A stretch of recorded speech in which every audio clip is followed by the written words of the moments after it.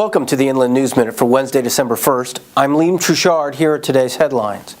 Authorities have not confirmed the identity of a body found in a field near the Paris Valley Airport.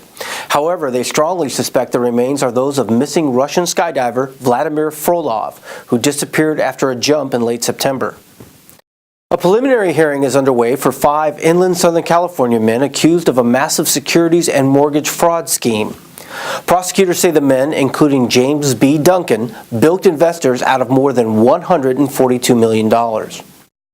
A programming reminder, PE.com will broadcast live tonight from the Temecula Planning Commission, where a controversial mosque project is being discussed. The meeting gets underway at 6 p.m. Finally, Trinity Episcopal Church in Redlands is planning for the worst. The church is holding a discussion on dealing with grief, near-death experiences, and even funeral planning during the holidays. Organizers say it's part of the Advent tradition that reaches back through the centuries. Well, that's today's Inland News Minute. News is available on PE.com and in the Press Enterprise. We have feeds on Facebook and Twitter, and we have apps for your iPad and smartphones. I'm Liam Trouchard. Thanks for watching.